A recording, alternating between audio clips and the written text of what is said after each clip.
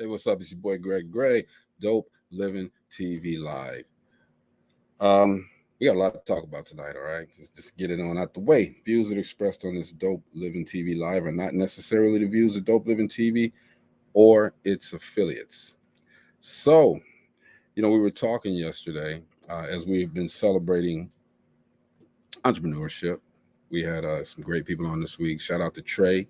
Sweet drinks. You got to get this. It hit your soul different. I'm telling you. Get that drink. You saw the show Monday. It hit your soul. Oh, oh, oh. It just hit you differently, man. Okay. So shout out to Trey, Sweet Drinks, and the whole family over there doing their thing. Looking for great things to come from them.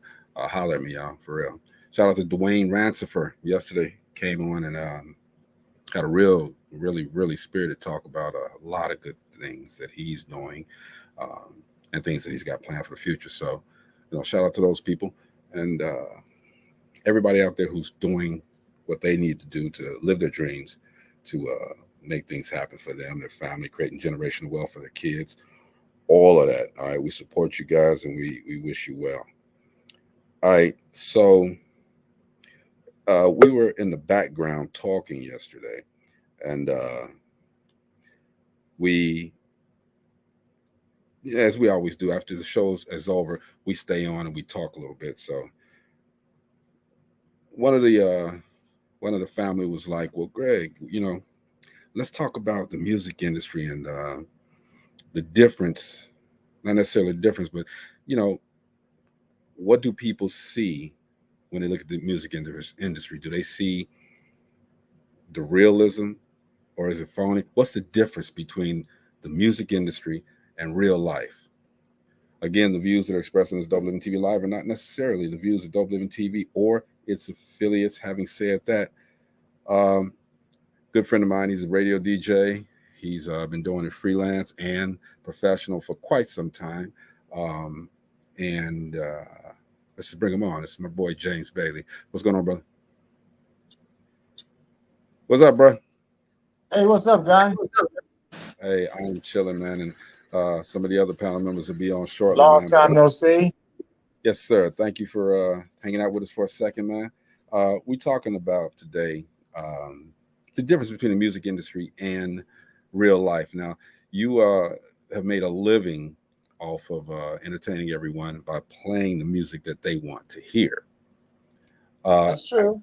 Do you see any difference or any misconceptions that are out there about the music industry? Well, right now, there's a lot of misconceptions about young people. What we see is not true. Everybody's not throwing around money out of a money machine. Everybody's not driving the Lamborghinis. Everybody's not having, the guy rapper, tons of women is flocking off of them. Some of them going on broke in a Yugo. Because the music now has gotten commercial to the point that is not as what we knew what music was, but they're selling the hype. And by selling the hype, the artists are not really making the money. Because you know I've been in this game for almost 50 years. Right. Oops, I'm telling on myself. Anyway, and it's really sad. It's really getting to a sad point. And I feel for like young artists trying to enter the game, and only thing that's dominant right now in the trend is rap music. Young male artists are not crooners anymore. It's just the H word, the B word, and that's all you hear, and it's been pre-programmed. And that Right. falls goes all the way down to younger people, even some of us old heads are listening and believing that stuff, and all that stuff just totally fake, man. It ain't real. It And so totally ain't real. and I think a lot of these, as you mentioned, the kids, the younger people, I should say, that are coming in and they see all of this, and I guess they got the misconception that this is what, hey man, I'm gonna get in the game and this is what's gonna happen, and I'm gonna do it this way, I'm gonna do it that way, and to me sometimes they don't have a clue. Right, because a lot of things going behind the doors that we don't see. We don't see. You might hear whispers about how to get Right. into the game, Right. but it's not behind the microphone, behind those corporate doors and behind some of the other doors. You know what I mean? and Mm-hmm. it goes on in order for you to get to that level where you bringing in that $10 contract, you set selling out in stadiums all across the country. And I think see what they do, and I'm not mad at them for doing it, and I think it's a great way to educate themselves outside of listening to someone. Well, seeing someone right here face to face that they can touch. They go on YouTube and they hear these stories. All right, but they're only looking at the, in my estimation, they're only looking at the glorified part of it, and they're not letting it sink in that this rapper just got arrested for this and that. This rapper is going to jail because he killed somebody. This rapper died of a drug overdose. They're not looking at those things, all right? And if they Right, are, some people are glorifying it. right. Well, it's kind of like as most music, sports, if you're a high commodity, we're gonna use you till we use you up. And once we've used you up, it's on to the next guy, next person, the next Right, whatever, you know. And as long as you hot, yeah, we'll sweep all that what you did in your personal life under the rug for right now. Or we'll find that dream team lawyers for you to kind of make that kind of sort of go away right. until we ready for you to go away, and when we use the next commodity coming down the pipe. And they got to You know, understand that, if we're talking real life versus music industry, okay, let's let's put the music industry into real life. It's a business, all right? Just yeah, like it's a any, business. just like any other business, you got to work in order to get your money. Okay, you want to earn a living at this. It's a business. You have to know the business. You have to learn the business, and then you have to implement a plan in order to make the business succeed. It's not going to be given to you. And see, that's the misnomer. I think a lot of them get. So they need to be taught. It's just like, and you mentioned the NBA, just like some time ago, and I think the NBA saw this. You bringing in 17 and 18-year olds who don't have a clue about life yet, but you're bringing them into this arena, and they're making all of this money, and before you know it, they're gone. Some of them have they didn't teach them, and a lot of them didn't Right. want to be taught. I just got through watching a documentary about, and I'm on basketball right now. It was called "The Malice in the Palace." All right, talked about the fight that happened between Detroit and Indiana and the fans, and how it put a blemish on the NBA. Jermaine O'Neal was in there. He got into the league at 17 years old. All right, Ron Artest got in there at 18. It you have to be taught, and you got to find out exactly what these individuals are about before you start throwing them into, I mean, real life. They've had issues, okay? So before you get into this arena, this huge arena with all of these fans and all of this money coming at you and this and that, you have to know who the individual is and teach them the ways of the business. Right. And that's what, as rappers and like you said, basketball stars, and I'm 18 years old, I'm a phenom. Yesterday I was eating beans out the can. Now, in 3 months from now, I go buy a six-star restaurant. You know, Mm-hmm. and there's a difference.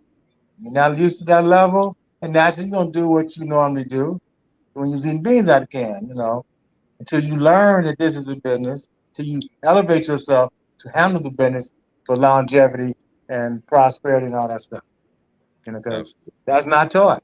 That's not taught. No college, no high school, none of that. So Yeah, yeah. Uh, Cara Adams says she watched that documentary last night. There's a lack of maturity, and they need guidance. Isha, what's going on? Isha, I get it right one day. Everybody say what's up to Marcel Amos. what's Hi. up? Hey, James. Hey, Look at y'all funny. Haven't seen each other in years. There you go. There you go. We're talking about the differences or the similarities. What's the difference between the music industry and real life? And Marcy, we've been talking about the misnomer that you can come in and get this money and you can get the girls and you can get the cars and this and that, and it Houses and the guys and all of the above. and it doesn't happen that way. It really doesn't happen that way. It's hard work. Okay, you got any comments on that? Um, yeah, I hear that a lot, and I tell teens and people that are trying to get into the music industry. I'm not in the music industry, but I try to educate them to let them know that that's a lot of that is fake. Also, some of the lyrics, and it's not necessarily something that they've gone through, Hmm. and it's something like they've seen it on in movies and things like that. And sometimes some of the rappers and even some of the singers, they're rapping and they're talking about things that they really don't know about. So a lot of people really just think, oh, that's the life. That's the life. I can just break into it. They don't know the heartache, the many rejections that you'll get, the critiques, the sharks that are out there, just trying to get your money and trying to sign you up. And whereas you're really not making money by the time you pay your stylists, your people who are writing for you, if you're not writing your own material, um, your band, if you have a band, your dancers, and all of this, there's not a whole lot left. But you know what? Yeah. Hmm. No, I'm sorry. It's but isn't that real life too? That Real- oh no, that is real life, and but a lot of young people don't realize that. They don't realize that. They think you just go right into it. You can be on the street corner, whatever, like back in the day, you're going to get discovered. Oh, bam, I'm getting the money, I'm getting the cars, I'm getting all that. It's not that. You also, if you're using wisdom, you need to hire an attorney, probably, to look over those contracts. You come in, you're young, you don't know about contracts. Someone can have something in there where pretty much they got you by the tail. Okay, I was gonna say something else, sorry. But they have you by the tail. Let me say it for you. No, I can but say they it. have you by the tail. Listen to you. We They have don't you by the censor tail. Dope Living TV Live. We don't censor nobody. Let's go. I just don't. Not gonna say that, but they have you by the tail, and pretty much it's like you're their slave. Yeah. Yeah. So I mean, I look at it and James, you've been in this business for a while. You play these people's music, okay? And I did a music video show for a while. You see these guys coming up, the young people coming up, getting into the industry, and you correct me if I'm wrong. A couple of months, maybe 3 or 4 months down the line, you're not playing their music anymore because it's over, it's done. I don't play the Right, music videos anymore because they didn't last. All right, now what? What do they do now? Now they're back to real life. right. Well, that's the kind of like the vicious cycle in the music industry. For it's time, you got to stay on that treadmill. The little mouse keep running around. Drop one hit, oh wow, the whole nation loves it. And then as soon as that hit wears off and starts being in the top 100 Billboard charts, you don't have to plan another hit ready to go right after that. Then you become, as we say in the music industry, as DJ, you're a one hit wonder. And as soon as it Mhm. comes to be labeled like that, oh, whatever happened to so and so? You know, case in point, Mike Jones, he was hot. Until you realize putting his phone number out there, his name, go off. He had couple more albums, and now it's like, where's Mike Jones now? I don't Right. know. They get I they don't know. they get lost He's in the lost in the trans. shuffle. But Mhm. it's the thing where I don't think once they're in, again, to Marcy's point, they're not. Who said it? Was it? Kara's point as well. They're not trained and they're not guided. Okay. Mhm. And they don't know how to sustain that music industry life. So now they got to go back to the real life. All right. And a lot of them can't do that. And we're not, and not just music. I was looking at something the other day and I didn't even notice. Delonte West used to play for Cleveland. This guy had everything. Okay. Now, the last time that we saw him, he was on the street saying that he needed money. Okay.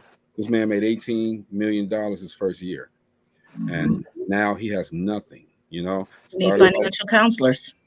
and Mhm. real life. Look, I think in this industry, you got to conquer real life first before you get to a certain level. Okay, everybody say what's up to Maurice. Hey, Maurice. What's going Hey, on? Maurice. Oh, What's this is going a on? It's a West Side reunion. Frank Summers says tried to get in but couldn't. Really? But work, keep up the good work. Tell James he sees him showing out. Frank Summers, what's going on, buddy? Long time listener.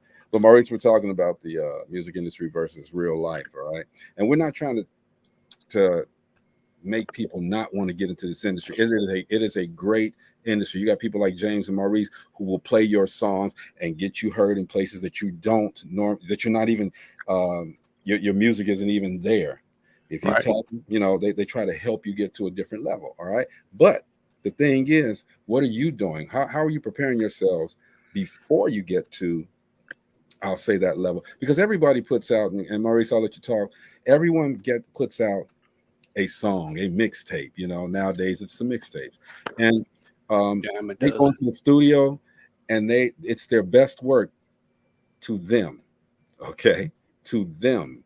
Right. You put it out, Right. people be like, "Hey, man, this sucks," and then your name is done. Real life, and I'm gonna say this all night: real life versus the music industry. Music industry got some things going on that the real life people need to know about, but they don't. Okay, Maurice, you want to comment on this? Well, my whole thing is that you bring your sharpest blades to the fight. You don't bring, well, this is a little bit. You bring your best. And that's what I always tell all the artists there. Bring your best to the fight. Don't say you're going to hold back some stuff, for later on. Bring your number one. Don't bring me nothing. And be truthful to them, especially if you're producing them. Dude, this sucks. Ain't nothing better than that. If they get PO'd about it, then hey. But you know either what? we're going to acquire a company or you're going to take it like it is. You know what, Maurice? When people say, and you brought up a point, when you just said, bring your sharpest blade to the fight, okay? But when you tell people to do that and they come with their mediocre, to me, that's fear. Okay. Well, if I've listened to, stuff that they had before, been to their concerts, and they bring some stuff to me, I'm like, dude, this ain't it. Where's the stuff the reason why I'm talking to you? Exactly. Where's that stuff at? I ain't ready to put that out yet. Right. Why aren't you ready? No, bring your best. Right. Because that can be your only shot. That's it. I mean, if I was P. Diddy or whatever, you be bringing that to me, I hate to see him bringing that little bitty, like that. I always thought this: if you're an artist, you can always create. Yeah. They worried about somebody. They worried about somebody stealing it. I say, well, first of all, if you papered up, you're gonna get paid. Second of all, if you're a true artist, you ain't got to worry about nobody stealing nothing from you because they can't steal this. Exactly. That's right. And they need to understand also, that in this real life game, and James and I spoke on this before you guys got on, okay? It's just it's a business. This is a business, just like anything else that you get into. Just like you go to work as a police officer, you're in the business of saving lives, all right? The hospital, you're in the business of saving lives. Firemen, you're in the business of saving lives, okay? This is a business of entertaining, all right? And you have to understand the business. So before I think you gotta conquer life, real life, before you get into this music business. Now there's gonna be some people that says, well, hey man, I know what I'm doing, okay? I got 10,000, I got 20,000 views on so and so and so and so. That's nothing to me. That's not 20,000 views. Hey, it sounds good, but 20 million. Yeah, let's get to 20 million. Okay. But Greg, yes. Quick question. When you say they must conquer life first, can you expound on that so that they'll know exactly what you're saying with that? Okay, there's a lot of aspects. We see things happening every day. Okay, if you're not in control of you and what you do and what you're trying to do, okay, when I say conquer life, okay, go to school, learn marketing, business marketing, learn your trade, but also have a backup plan. Learn something so that you can have a backup plan just in case it does not work out, okay? Because everybody's not going to be a football player, basketball player, recording artist. Everybody's not going to do that, all right? And with all the examples, this is a part of the learning life too. With all the examples you have of what goes wrong in the music industry, learn from that. Don't say, okay, well, that's not going to happen to me. Look at it. See what happened to this guy. See how high he got. And I mean literally high, okay? See how high he got. And then understand that that's not the way to do it. You don't need an entourage. You don't need to talk bad about people. And Marcy, you said it, okay? Rap about make your lane. Rap about what you know. Yeah, exactly. Mhm. Right? Stay in your lane. Rap about Make what your you lane. Don't. I mean, you could be a leader or you could be a follower. And you make your own That's right. lane. You usually have a pretty good future. I mean, But you know what? as You much said as you much as people hate, well, not hate him, but are not going along, especially in our community. Lil Nas, Mm. perfect example. He made his own lane. He got in that lane, got with the right people, and he's there. And he but you said know what, Maurice? You just said be a leader or a follower. You can't be a leader until you first learn to follow. Well, life. to a degree, I agree with you Mhm. to a That's degree true. because the thing about being a leader is, first of all, you got to learn something. So you're gonna have to follow Mhm. somebody. You know, Correct. whether that's daddy, mama, whoever. Mhm. You're gonna have to Mhm. follow somebody, and somebody's got to be an example. Like we always talk about here on the show, somebody's got to be a good example for that person here. You know, whether it's your mother, uncle, sister, whoever's in that business you want to jump into, they have got to be the example. Somebody's got to be an example. But in order to be a good leader, you got to be able to listen. Correct. You know, You have to listen, man, and that's in anything really. Like you said, a good leader listens as well. yeah. You're only as good as your team.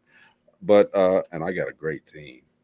Yeah, boy, I had to put that in there. That's a core soppy moment of the day. But, I look at these guys, and Maurice, you have a son who's into the industry. I have a son that's in the industry, Yeah. and we get a chance to kind of live that industry through their eyes, Vicariously. as well as we both have been in the industry ourselves. And the thing here for me is that again, I see these examples, but I also see these guys on here, and my son and I do this all the time. I'm like, well, let's look up his net worth. All right. And we go to Trippy Red, and he got 4 million. Okay. In the industry, 4 million is really nothing. Okay. Dropping the bucket now. Yeah, it's a drop in the bucket. But he's got then we look at a concert footage of what he has, and he's got all a sea of people that follow him. A Yeah. sea of people that are on that are knowing his music, and Singing verse by verse.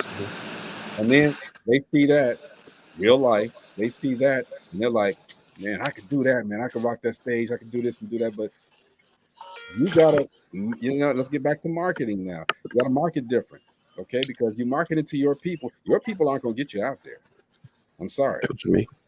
Your people aren't gonna get you there. So we have to make sure that James Dropper. James dropped off here. We have to make sure that we make sure that they know how to differentiate the real life from the uh, music industry and can hold it down. Everybody now, I've seen so many videos, even videos that I've directed or helped these guys do. First thing they want to do is like want to put up a gang of money. All right. Now, me being stupid, I'm looking and I'm like, look at they stacks of money. Where are they getting the stacks of money for? You can buy this, you can buy a whole stack of money for $20. Okay. You know what I mean? It looked like a million five, okay, but Yeah, making it rain. yeah, you got about 20. That's about $20. It looks real, but it's paper. It's paper. So they can do that and it looks good. But why do that? That's not We, what we you are. we had a promotion where we had off top cash, and they had the picture on it. $100 bills. I'm not renting a car for anybody to do something. You want to use my little BMW? That's cool, okay. But I'm not renting no Rolls Royce because you don't own a Rolls Royce. You don't own a Or BMW. Maybach or something. None of Yeah. that. You don't own that, okay. So I want people. This is me. Let's keep it 100. You want to be real? Drive up in your Yugo in your video. Mm-hmm. Mm-hmm. Your Honda Accord. Your Honda Accord. Drive up in that joint, man. Okay, and do your video. Make it pop. All right. You don't have to do a whole lot of stuff to get people to look at your stuff. Okay, just be good and genuine. I think people will appreciate the genuine person as opposed to that fake person. And then, guys, everybody don't have to be a thug. All right. Would you say, wait a minute? Say that again for the people in the back. They need to hear that.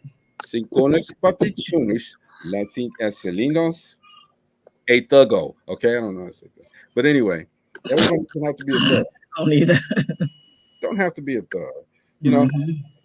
I want to see a rapper. I was just dealing with a guy who's doing great right now. His name is Mikey Carlo. He's dealing with brother Ujimar.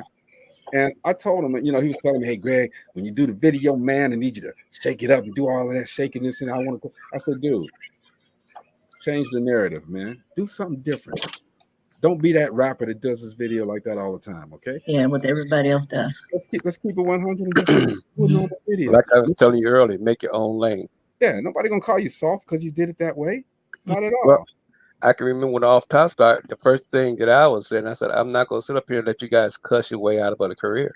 You know, well, you know, everybody's doing this. You know, you're muting as an artist. I said, no, I'm not. I'm making you a man. You know, said you don't have to do what everybody else do. Right, exactly. Everybody's doing this, okay. And we had one on the show that there was no cursing, and it was more about that was my what's happening now in the world. And there's so many things that's going on now that we can really talk about and use this platform for that. Yeah. Versus all the cussing and calling women out of their names and what they want to do to them, and you know, that's kind of getting old. It is getting on, and that's what I try to instill in my son. Change the narrative. Everybody I'm talking to that's but it got me talking about my boys wasn't hard enough. I said, well, hey, you know, they ain't gonna be no punks neither. But why do they gotta be hard on the video? You know, they don't even have to be hard in the street. Okay, my thing is this: once you make it, as you just said, Maurice, create your own lane. Do you be like everyone else? Shout out to Kimberly Thomas, Stacy Bogan, Berta Bates, my girl Bella Bonita. All of you guys, thanks for chilling in. Okay, tuning in. You don't have to be like everybody else, though. And those people I just named, man, perfect examples. All right, of people that do different things and try to create their own lane, and hopefully people will use those examples to follow, as opposed to well, dang, man, he got the, you know, and another thing that really gets on me is the gunplay. All right, real life, if you're not a thug, don't try to be one on video. All right, real life, just like we watching the videos, and some of them are good, excellent. The FBI's watching your videos too, the local police and everybody. They're looking because ask T.I. Yeah, come on. Yeah, exactly. And you know what? That's a bad example for our young people as well. When you're showing the guns, you're showing the drugs, you're talking about the thug life. And so that they want to be like you. And even if they don't get into the music industry, it's like you're telling them that's okay. And that's, I truly believe, with a lot of music that's out here and the picture that they're painting, it's contributing to violence and crime in our communities as well. It does contribute to a degree. I mean, again, like I said, you got to have examples. You got to have examples, and they got to be able to follow them.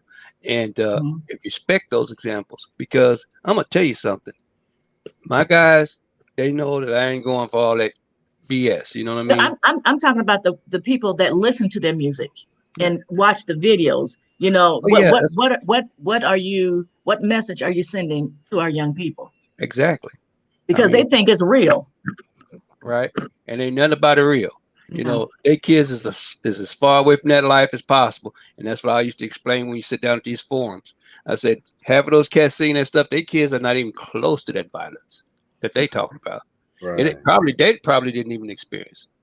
You know, there's a very few. I mean, there's a very few 50 Cents out there, you know, or you know that they experience those, you know, that kind of life.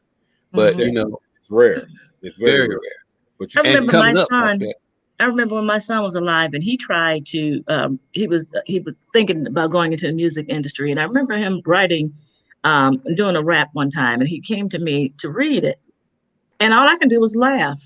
It was about the thug life. I'm like, boy, he don't know nothing about a thug life or being poor or going without. And he said something about eating a mayonnaise sandwich or something. I'm like, boy, really? What do you know about what I read about it? My son tried to do the same thing. Yeah. I was like, dude, you know that ain't far from like the total opposite of that. You ain't never been without no lights and none of that stuff, you know? My son has never rapped about smoking or drugs or gang life. Because I told him a long time ago, man, you know, you can't rap about smoking because you don't smoke. Can't rap about drinking and getting drunk at a party because you don't drink. Okay.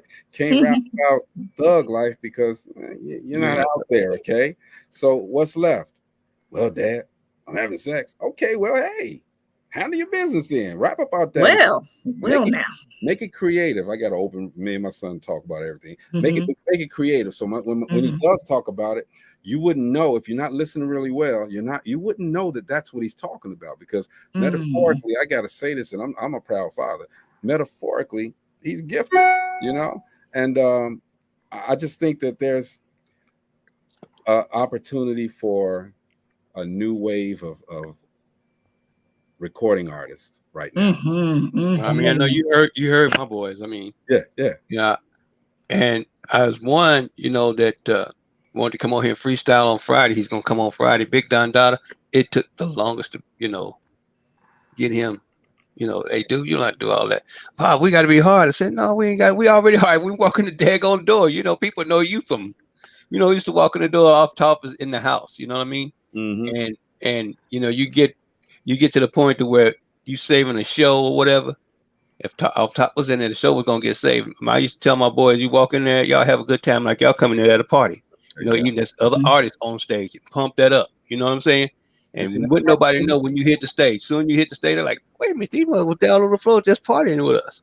That's how we got off. That is part of real life, man. Now you get the thank everybody who's tuning in. We're talking about the music industry and real life. They try to entice you. The music industry entices you with this thing that they call, which is so popular now, the 360 deal. All right, and the 360, all right. I'm just saying, yeah. Hey, get your McDonald's check too. and I'm looking, and then they say, well, hey man, it's a 360. Everything. They gonna it's a creative deal where they're going to do, it's a distribution deal, and they get 80%, I get 20. That's a lot. Actually, 20 is a lot. Yeah, but 20% of $1 ain't nothing. Okay, yeah, so, but it's a lot. Now they killing them with 10 and 15. Yeah, wow. But they make it sound so good, but a lot of these artists can't make enough money for it to make sense. Okay, why? Because they don't understand the business. Nope. And my thing is, what? Go ahead. Somebody saying? No, go ahead. No, go ahead. I'm just agreeing with you. Oh, I was going to say we ain't gonna spar over who gonna go now. No, I take a back seat. I don't have to talk because music is not everything that I did. I tried to sing. I had a song on. Anyway, great. Y'all wouldn't have played my song, but I bet you any money y'all have played this guy's song. Everybody say what's up to Chris. Chris got he got restaurants, he got clubs, he got car washes. You gotta stop that, bro. I told you can't be doing that, man. Be doing that, bro. Hey man, babysitting services, man. Look, this. But let me tell y'all this. Greg is the one that funds everything that I do. All right, anyway, let's go, man. Here we go. All right. There we go. Shut him down, didn't you, Chris? Welcome. Welcome. Shoot, you found it. Whatever. So we was talking about. I got to talk to you after this is all over with because. Okay. Yeah. So we talking about the subject you brought up yesterday, the difference between music industry and real life. Okay. Mm-hmm. And we just touched on a couple of things, and we were just talking about that 360 deal, that BS. And go ahead. Well, I mean, if you really look at it, it's always been 360 deals. They just put it more to the forefront nowadays. Yeah, and to try to make it seem more attractive. Okay. And yeah, well, I mean, the reason the 360 deal started in country music, and hip hop hip hop owners of record labels took that because they lost so much money on these artists, and took that and applied it to hip hop. Mm-hmm. You know what I'm saying? That it started back around the ringtone era. Yeah, 2002, through 2003. Hey, Chris, we need to bring them ringtones back, bro. Nah, bro, I'm cool. Let's bring it back, man. The kids will eat it up, dude. They will eat it up. I'm cool, bro. I'm me personally. I'm cool on the ringtone era. Hey, That was like one of, as much as I love the independent part of the ringtone era, I could have dealt without it. That's what I should say. shout out Soldier Boy. Anyway, Made made a lot of money. hey, Yeah, they made a lot of money. They had to split. and that's the thing, man. You know, the real life about this is that this it's a business that you got to work at it to get your money. All right, or else you ain't getting no money. You're gonna still be out there. I was giving them a story. I was just watching something with the guy from the Cleveland Cavaliers who's poor now. Delonte West. Yeah, Delonte West, man. And I said DeMar DeRozan at first. My bad. Delonte West. Man, that's somebody I think that's now he's experienced real life before the NBA. Well, his situation is different than a lot of people's because he's mentally ill.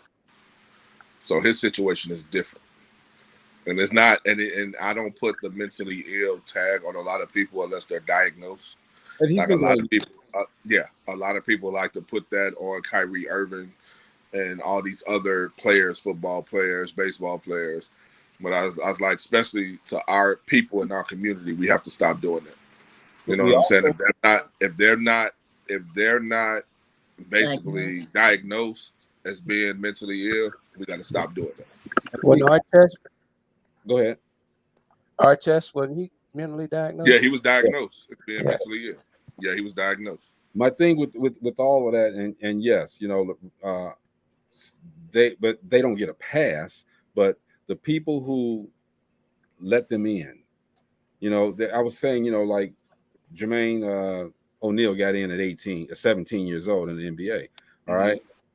At that time, they weren't teaching these guys, you're going to get a bunch of money, you're going to do this, you're going to do that. That's fact.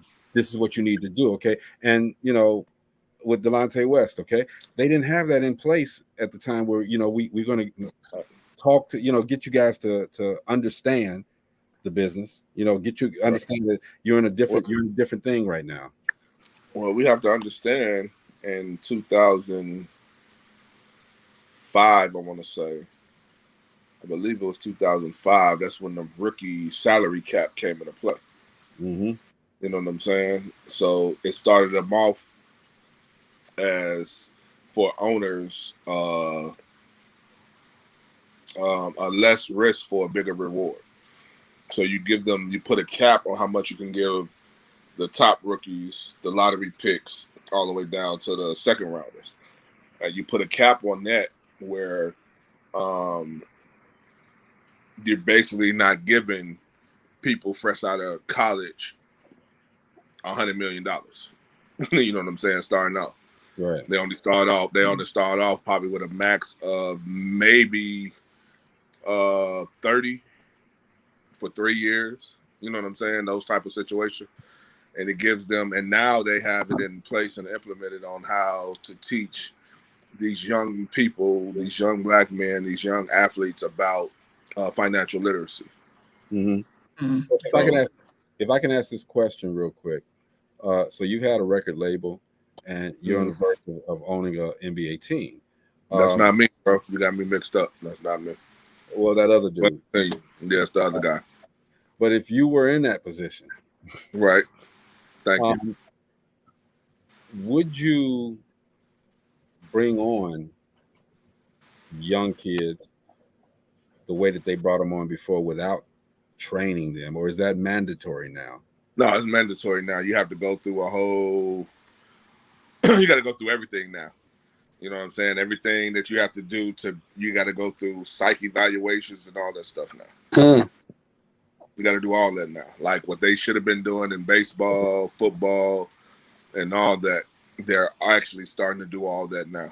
Now it was brought up, and I was watching this movie. It was brought up about, okay, we fought and we did this and that, okay, but why aren't they penalizing the hockey players? They do it all the time to a worse degree than we do it. Well, I mean, with the Malice in the Palace situation, it was different because they went into the audience, and the NBA lost a lot of money with that happening. You know what I'm saying? Mhm. The thing that I didn't like about the situation is they tried to make the players responsible, and the fans can basically do whatever they want, and they're still doing that to this day. Right. You know Right. what I'm saying? So the fans really don't take accountability for what they did in that situation. If the cup don't fly and hit Ron, we don't have the Malice in the Palace. Right. We might have it later on down the line where they fight in the playoffs, but we don't have the Malice in the Palace. Mhm. You know what I'm saying? So it's a That's- situation where even though the suspensions they gave was heavy to make an example out of them, which were too heavy, you know, Ron, rest of the season, Jax had 30. I think had 25. Jermaine had 25. Yeah. And Ben, I believe, had 20 to 25 also. Right. You know what I'm saying? But that whole melee really started from a cup incident, because you're gonna have people pushing and shoving on the court. That's not new. Mm-hmm. You know what I'm saying? But they had that taken care of and out the way. And then the cup flies, and then that's when the melee starts. And then some spectator comes It's like running it out. It's like back in high school, push the stick off my shoulder, and then everybody started fighting. That's pretty much what it was. I think everybody did that. Okay, so we're talking about the differences between, and I guess it stems past music as well. But I want to ask you guys too again. So, what is truly the difference?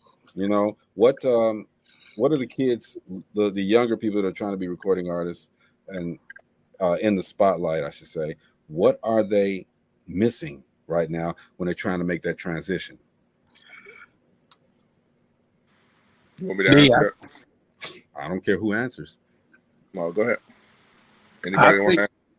I think, to me, they don't know how to make a self-image of, you know, what they're trying to get the people to understand. It's always that thing where, you know, I remember the Black Catfish. They had their thing. The Black Catfish was their thing. Everything else, you know, the album cover was fish grease. You know, they had a thing, you know. And you think about Lil Nas X, he's got his thing, and all other artists, they have their thing. They're missing that. They think that they make a hot track, they ain't got to promote nothing. No, you got to get your butt out there and promote that album. Get out there on the stage, show them what you look like on stage. Make sure your video, make sure your PR people is on point, because 80% of this business is business. 20% is making the music. Mm-hmm. Hey, shout out to my guy Mike Green, Gangster Radio. He's listening as well, and I know for a fact that this guy he's actually been on here before and tried to break some records that are on here, but he's not going to take. He's not going to play no mess either. Okay, you know. But go ahead, Chris. This is what I'm going to tell people. The reason I brought up this subject is, well, actually, let somebody else go. I got a call coming in.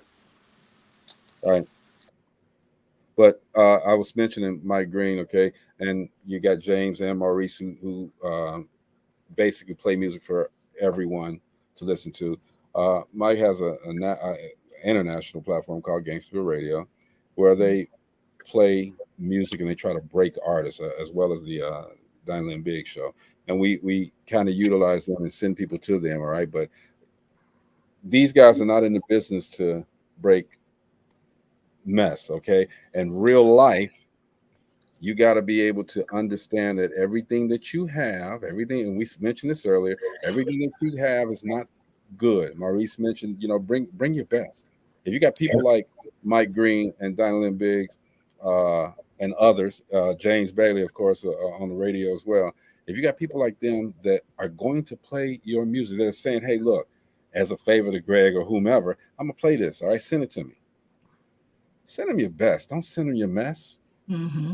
No, I could rap. I could rap, dude. Come on, Greg. Hey, ooh. Get me started. And you got to be, and again, you got to being true to the game is being true to your people too. I mean, Right. If they got freaking garbage, man, don't let them go out there and embarrass you and they self, you know. The thing with that is this: you send that out there. Not only are these guys trying to help you, but they could break you too. They could end your career. Yeah. You know? Mm-hmm. And you know, How go ahead. go ahead.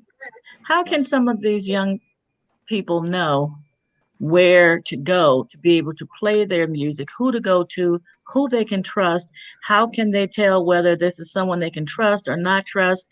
And how can they protect their music and their lyrics? Marcella, believe it or not, Separate. those people are in place before they even sing one note. They Okay. have people that are around them that are in place that they can trust, that Mhm. have, you know, had creative juices with them.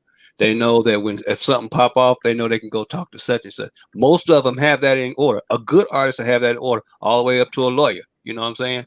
And then they have to copyright or whatever their Sure. lyrics or their Actually, music and stuff. Mhm. you'd be surprised how easy it is now. That is the most easiest thing to do now. It used to be really a lot of labor, a lot of administrative labor. And me being in Nashville is probably the easiest place in the whole wide world to do it. You know, you can go downtown and have that done in minutes. Yeah, because I remember back in the 70s, my ex-husband was in doing music and helping him try to get that. And it was kind of interesting back then. It's again, it's business and it's real life. And I told you I'm gonna keep saying that, okay? Because you got to understand that it's just like when you're playing these video games. All right, real life versus this video game. That video game is not real. So when you're playing Grand Theft Auto, all right, and all of these other ones, you don't. I think it's being original, as Murray said. You don't have to copy. You don't go out and say, okay, well, hey, I can pull somebody out of a car still rolling. I can get in the car and I can drive off, get to the next town in 5.3 seconds, and then I can get out, go into the store, get me a haircut real quick, change my clothes. You know, you gotta be able to really, really, really understand what are your capabilities. What can you Right. do? Well, once you find out where you're at and what the pinnacle of what you are, get that pinnacle done, and then try to step up a little bit more. But you don't have to copy anybody. You don't have to copy anyone, and that's the thing that I think that these younger artists don't realize. This guy Isha Williams, however your name is said, bruh, no disrespect. Okay, he came on now. He told his whole story, and this is why I insist on people to come on here so that we can know. You can play your music. Music's great, okay, but what did you do? What did you go through? What kind of feelings did you have when you were doing this music? This great song. How did you feel? This guy had just, what did he, Maurice, he just got out of jail, and he wanted to change his whole life. So he was writing, and he had, I'm telling you, the song that he had, strong. It was tremendous. Strong, yeah. And we sent it to Mike at Gangsterville and Dinah Lynn Biggs, and they played. And you know, we want to just inculcate in their heads, man, that you know, you don't have to do what everybody else is doing. I'm so tired of hearing the same songs all the time. I don't even hear Lil Jon and Eastside Boys so long. You know what I'm saying? You only hear Jay-Z. How many Jay-Z's you got out there? You know, you got so many different artists that's doing something. And what's so crazy is I've seen artists go into their own lane and be good at it. I mean, really, really good at it, but they get ostracized because they you know, sound like they sold out or whatever. No, stay in your lane, get in that lane, and that's your lane. Can't nobody get where you at because that's you. You know, you're known for that. And also, go ahead, Marcy. Greg, I heard you talk about on another show. You told, I think they were saying they were gung ho and trying to get signed on. And I think I heard you say something about you don't always have to sign on with a big company or something like that. There are things you can do to go around that and, you know, save you money versus you giving all of your money away. Maurice, go ahead. Well, Chris was on here, and I think I was on here with him. I was talking about a real good tool for that right now, and it will help you with your publishing as well. Is TuneCore. TuneCore, and not to mention they pay you 100% of your royalties. Ain't nobody else taking. If you got a good song and getting it streamed. I mean, they ain't paying that much a stream. I think it's 2 or 3 cents a stream, but they set you up with stores as well. You know, so they got tools for stores where All you over can the world. iTunes, you know, wherever you want to be. And you know, streaming your music right now is really pretty big, because, you know, you think about this for a minute. If you get 1 million streams, it might not be none but, you know, $20, $30 out there, but you get it rolling in somebody's rotation during the daytime at a spot every day, you good. Or huh? I can tell you firsthand. You know, We- I know we back in can't the day. Can you hear me? Yeah. Okay, I can tell you firsthand that back in the day when my son was doing stuff, TuneCore works. Okay, because that's kind of what changed the direction of the 15 people that was in the Dope Living Entertainment label. I wanted to make sure that something was going. You know, spending all of this money and got 15 guys in here. You know, this ain't the Wu-Tang Clan because ain't nobody getting paid. So 15 people coming in here trying to do some music, and I just got tired. And you know, my son was one of the harder workers. So I just said, you know what? You got this great song. I'm gonna sneak it out. I snuck it out. It did well. I put it on TuneCore, shared it to all of those countries and all of those stores, and it did well. They get your marketing too. They tell you where your marketing is strong at, where you need to go and do a concert. They do all your analytics right there on the site. So, and it's a big tool. And I always told you, like I told y'all before about TuneCore, what's crazy is I don't know why Mr. Mark Zuckerberg has not bought that. I mean, he's got a captive audience to just turn the music industry back up to where it's supposed to be, you know. So actually can pay the artist, you know. So I mean, and Marcy, to answer your question, there's a lot of, you know, we're in a different age now, all right, a different time. So social media is huge. If you learn the social media game, you can get rich, all right. But you got to learn it, and you got to be able to listen to people who know it already. These people are sitting back fat and want to help people because it's easy. It's plenty of room. There's room for everybody to continuously make money on the social media game. Okay. But if you don't look, I know social media, but I don't know it all.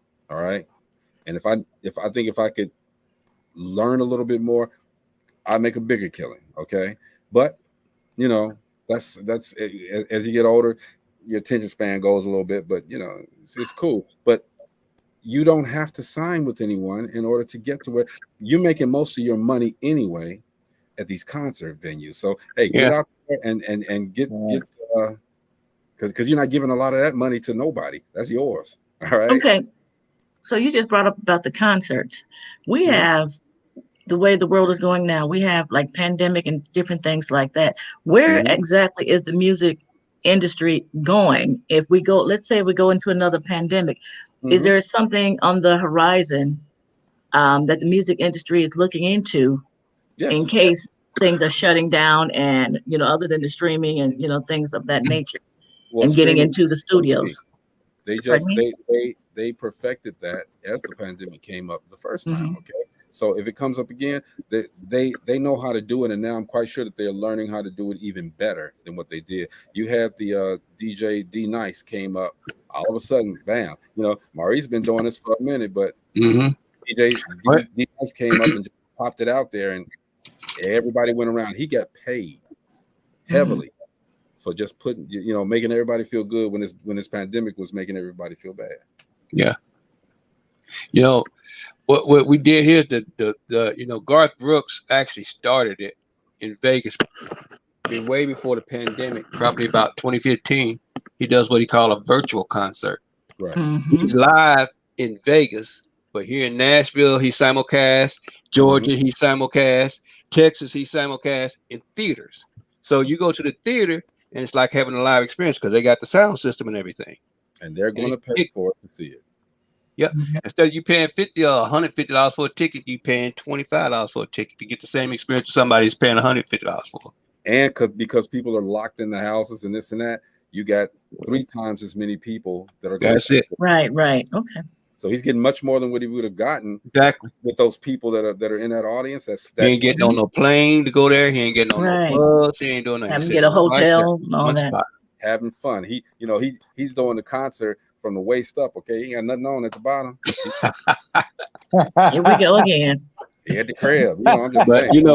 that was something that we thought about doing simulcast a long before, and he started it, and it's an awesome idea. When these theaters were starting to empty out and wasn't nobody in these theaters going to see no daggone movies, we was talking about renting out those theaters and actually having a concert. Right.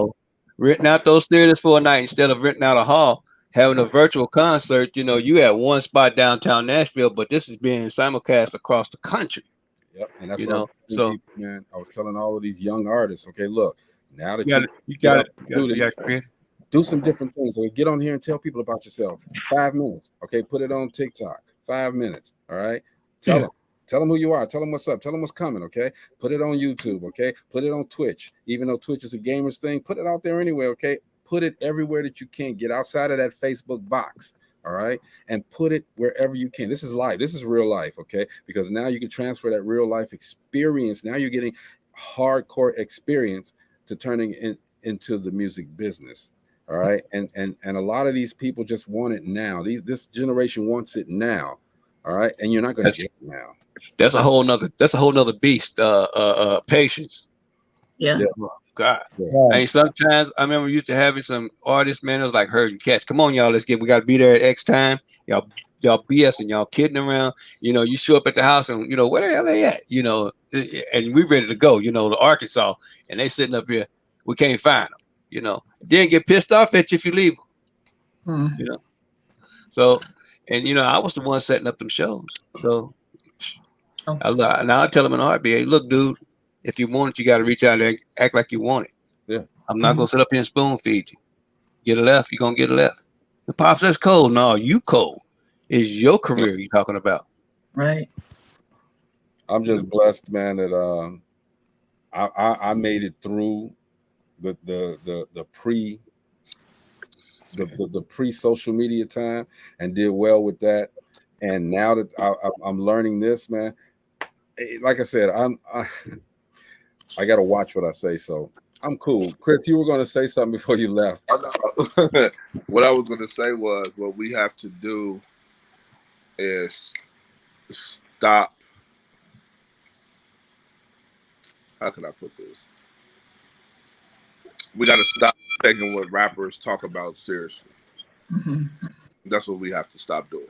We have to understand that hip hop and rap is pretty much more of a it's a show, entertainment factor. Yeah, than it is actually what they're doing. Because the same backlash we can give towards movies that gives you the violent look instead of the words. You know what I'm saying? A lot of these rappers don't write their words. A lot of the producers don't write their movies. They just put it on the screen for you. You know what I'm saying? So we have to really, that's the first thing we have to do, because we can get mad at what they're doing, but the labels are forcing them to do what they're doing. You know what I'm saying? If the agenda, if the agenda wasn't put out there for them to have, then we wouldn't have the situations that we have with the cancel movement. You know what I'm saying? The cancel movement is nothing but a movement that disagrees with what you agree with, and they have laws now, and they have a code now that they can cancel. You know what I'm saying? And it was a post that put up. It's like, well, if the cancel community can cancel the baby, can we cancel Little Nas X? And I told them, no, we can't, because we don't have laws. Heterosexual people don't have those type of laws. You know what I'm saying? They don't have that type of camaraderie either. They can go in and cancel people. You know what I'm saying? They're treating right now. It's a situation, and I hate to put it out there like that, but they're treating heterosexual people like they're the problem. The problem. You know what I'm saying? And we have to really understand that they couldn't kill us with the viruses. They couldn't kill us with the diseases. Now they're trying to kill us with sexuality. Cancel. You know? So is the baby really canceled though? Yeah, bro. They really, well, he's canceled to the fact that he can't do what he was doing before as far as the labels go. Now he has to walk a thin line. You know what I'm saying? And if you're defending the baby, they're trying to cancel you also. See? And see that gives a new connotation to everything too, man. You know, I guess the brother was just trying to express himself and try to, like you said, be entertaining. It's freedom of speech. You can say what you want to say. You know what I'm saying? You can. But I was just saying, it's not really freedom of speech if you can't say it. But that's what I'm saying. But you can't. It's always been that way. You have to reap the consequences of what you say. Mm-hmm. You know what I'm saying? And that's what they're trying to. They put that in hip hop. You know what I'm saying? It's not in rock and roll music where they talk about biting chickens' heads off and doing all that other stuff. Biting snakes' heads off. It's not in that culture. You know what I'm saying? They put it in a culture that's black and predominantly, I can't say minority, but predominantly minority with the black and brown community. You know what I'm saying? And try to arrest these young men up under what they say and use their lyrics against them in court, which is the dumbest thing I've done, because that's how CCA got put down. They used their lyrics. They used their lyrics from their music and got and basically prosecuted them on what the case was that they were doing. Yep. You're right. A lot of great. I'm saying great guys that could have been greatest rappers out there. Got put in what 50 years. Bro, they got life. Some of them, all of them got life. All of them got life. All of them pretty much got life. Duke was lucky to get out on the pardon situation. C. Green, I believe he got out. He only did a short time. He got out. He's in Texas doing what is it called? Printing shirts and stuff like that. Yeah, but you got everybody else is pretty much in there. Thugs, all them. They still in there, bro. They stuck. Yeah, they stuck, bro. Been in there for over what? 20. And Suggs wasn't a rapper. That's the crazy part about it. That's the crazy part about it. Yeah. Yeah, he wasn't even a rapper, bro. So I mean, it's a lot of stuff, man. Those cats in Gang Grill too. Yeah, it's a lot of stuff that they do because hip hop is a predominantly black field. And they put stuff in place where they can use their lyrics against you. Mm-hmm. I mean, you're talking what you're talking, which is crazy. So let me ask you, anybody can answer this. They see these examples. They see all of this stuff going on. Everybody say, what's up to Gina? Hey, Gina. Boy, Gina. You had a Hey, Gina, did you win? Look at all right, you guys, leave her alone. Leave her alone. Get 2 more days. Tomorrow, I don't know. I'm gonna be missing my glasses. Might have a blackout. I don't know what tomorrow gonna be like. You're over there looking like Mike Tyson punched the head. They wearing me out, y'all. I'm going down. Hey, you got a smile on your face, so it can't be too bad. Okay. Ooh, yeah, you don't even know. You gotta smile to keep from crying. Everybody, oh boy. See, I got to get on the show. Bam.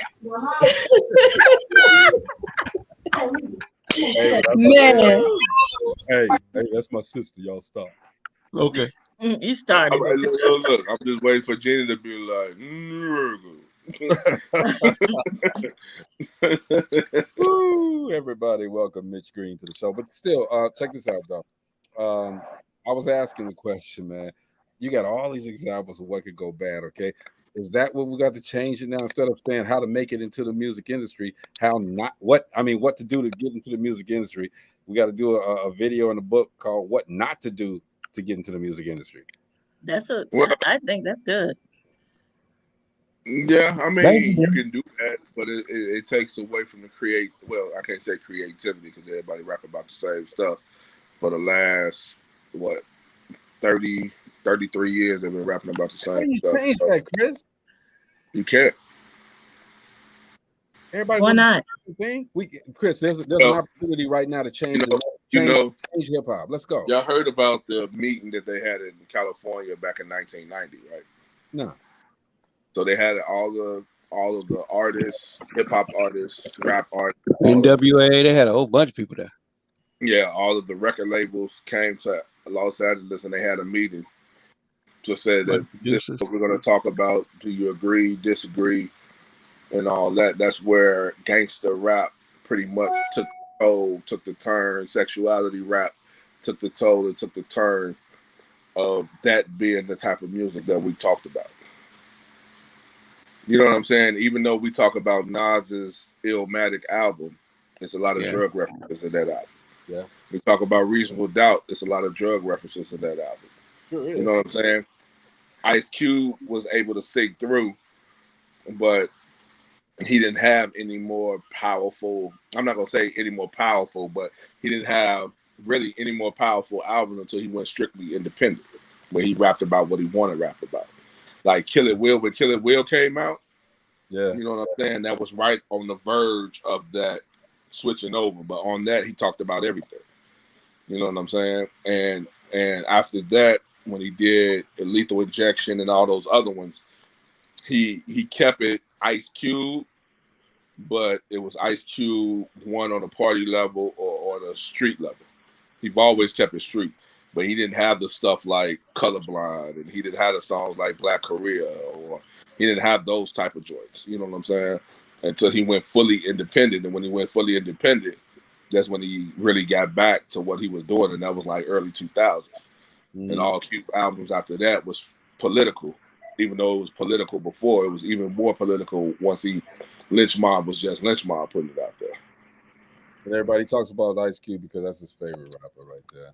Yeah, I mean, favorite actor, all of that. Quick question about that. So I'm sorry. So you're telling Greg, you said no because of this meeting, but then you just said someone went independent. So there is a possibility. But the independent factor, you're not going to get the same push. You don't have the machine. The backing.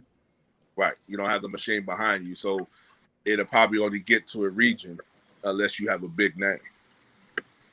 You know what I'm saying? So, like that's why Cube name is so worldwide that you can still get his music, but he's not selling 1 million copies. Right.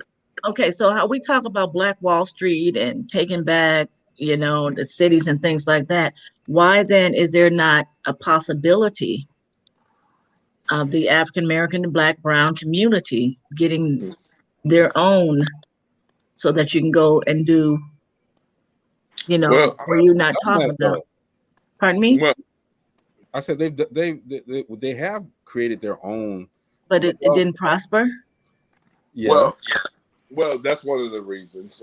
It didn't do what they thought it was going to do. Like even what Nipsey did, you know what I'm saying? Nipsey was rebranding South Central Los Angeles and then ended up getting killed in South Central Los Angeles trying to rebrand. Okay. You know what I'm saying? Like us as a culture community. Well, the first thing, let me say, once we get past this Black and brown situation and understand that if we come together as Black and brown people, we will run this world, this country. Yeah. Once we get that in our heads first, that's the first thing we have to do. The second thing we have to do is stop not trusting one another. Because once you start building communities, people want to understand where the money's going from. And I think it was Maurice or it was you, Marcella, that said it yesterday, that everybody has to sign off. If they put their money into a pot, everybody has a decision to make. So everybody has to sign off before they do what they want to do for the community. And that's the first thing you get from somebody, like I said yesterday, is, okay, well, who's going to handle the money? That's the first thing you're going to get. And then probably 20 minutes after that, okay, who's going to handle my money that I'm putting in? You know what I'm saying? So that's the thing. That's the thing about it. Like, that's the obstacles we have to get over. But it's reprogramming. We have to reprogram ourselves. That's so first. true. So true. Yeah. Once we reprogram ourselves, which I don't think we'll see it in my lifetime or y'all lifetime or anything like that, I'll be long gone before that happens. But it's gonna be a point where we get fed up. You know what I'm saying? But you know what? That can be done. Start with a small group, and then that could be expanded. You got Dope Living right here. You got, pardon me? No, go ahead. Yeah, we've tried that though. I Oh, mean, you it's a have? lot Okay, of okay. it's people that's tried that too. So like I've tried that. Started off with a small group. Like when they tried to Mm-hmm. bring Little Africa to Detroit to Mm-hmm. bring black communities, that pretty much was like a Black Wall Street. The city shut that down. You see what I'm saying? So Yeah. it's obstacles we have to get over. It's not just us. We got to get past Right. government officials, politicians, And local all that. officials. We have to get through all of that, because if we're spending our own money, they want part of our money that we're spending, because that's how they're getting paid. That's the And reason Okay. Gary looks. if they don't, if they don't That's the have, reason Gary looks the way it looks right now. yep, You know what I'm you're saying? absolutely right. If they don't have a cut or their hand in the pocket, it's not going to happen. They're going to stop it, and they're going to find ways to stop it. Okay. Yeah. They're Right. just Because find you're ways. cutting off their money. Well, you're cutting off their money. Yeah, because the thing Yeah. about it is, even when that one restaurant, I mean, I don't know further into it. They say it was other stuff that was involved, but that restaurant they were trying to put down on the low end on Broadway that had all of the different cuisines from different countries. Yeah, nations. Yeah. When they shut that down, I was like, well, didn't y'all want to bring in new businesses for people? You know what I'm saying? And then after they shut that down, I was like, it had to be a situation where the building that they had it in, they got somebody that has a high buyer where they can be able to get that money and either tear it down and build something new, or they're going to put the money in to do what they need to do. Because I told you when I was there, I had people that wanted to rebuild downtown Gary. They were like, no, we can't do it. We can't tear down anything because it's a historical landmark. Mm-hmm. And that's the thing about a lot of this stuff, man. I mean, we and you made a good point, Chris. If we came together as black people, we'd run this nation, period. We'd run the entire nation, but we just don't do it. I don't know if it's the jealousy of one making it, and then nobody else wants to support him because they don't feel he should have been the one. You know, I don't know. But And want to be the top. Everyone want to be the lead, the head person, and everybody wants to be the first. Like I always say, that's the reason why we can't come together in the inner cities. I mean, like the music scene, just going back to the music scene in Gary should have been like it is in Atlanta. Go. Atlanta and Texas broke the mold when they started working with each other within their city to bring the city up. If Gary did that, Gary would be on a whole nother level. And I've been talking about that over years. You're speaking firsthand because it was you, it was CCA, it was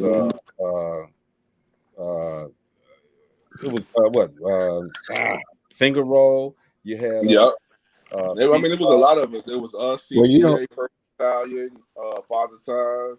A lot of live bands around there too. Yeah, and the thing about it was when we did shows, we did all shows together. Yep. You know what I'm saying? And it was a situation where none of us sound alike. Right. You know what I'm saying? So when we used to do shows at the Shea Crouton, which is now Playos on Grant Street, you know what I'm saying? When we did shows there, we did shows as the collective unit. At the Lighthouse. I think, was it the Lighthouse? Excuse me. Which one? The one in Miller. Yes. You know, and everybody came, not just Gary, Chicago, Wisconsin. I mean, the region came out to see these guys perform and didn't have social media. It was just, hey, they knew that if it was a Gary group, it was going to be something to see. Oh yeah. Oh yeah, I mean, we had our own. We had our own, like when Chicago had their style, which was the Drama Ward and all of them. You know what I'm saying? We had our own style. You know what I'm saying? And it was a great situation because Chicago and Gary was even working together at that time. It was so good that I had a #1 show, and Chris and his group wouldn't even come on. They passed. Yeah, we passed because we wasn't invited. Y'all believe? Who y'all gonna believe? All right, kids, come on. Who y'all gonna look, you know, I say that every day on the show. Who y'all gonna believe? Him or me? I say that every day on the show. The only thing I didn't do in Gary was on Studio 925. That's the only thing I didn't do. Because they drove past. Yeah, that sound good for the TV. They drove fast. They need knock on the door. They I'm didn't like, call and say, I even, Gina, reel them back in, please. hey, look, Yeah. Come look, on out the sandbox, guys. Come on out the sandbox. you can't say nothing to us today, Taylor, Miss you gotta Green. remember, this was the beginning of the dial-up. I was sending emails and everything, no reply. See, they didn't have emails back then, so Yes, they did. Yes, they did. Yes, they did. Yes, they did. Late 99, early 2000s, dial-up emails, bro. Oh, you talking about AOL? Yeah, the dial-up.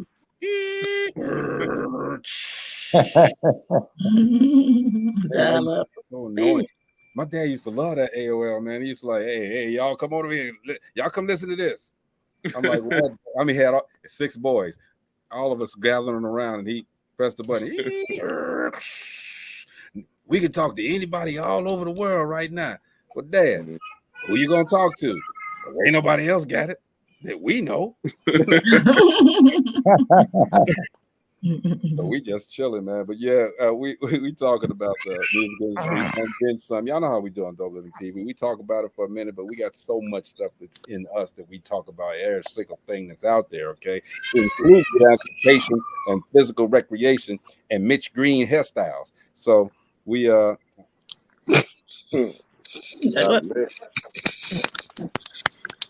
Mike Tyson cracked in the jaw, though.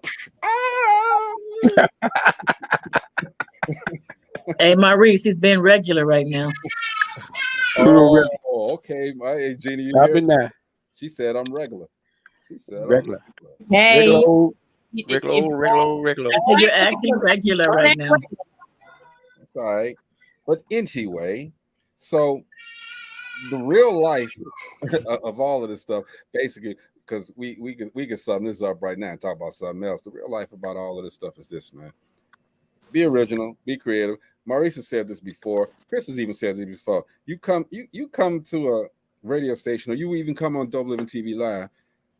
Give me your best. Don't give me your third or your second or your fourth best. Give me your best. I want to hear what you.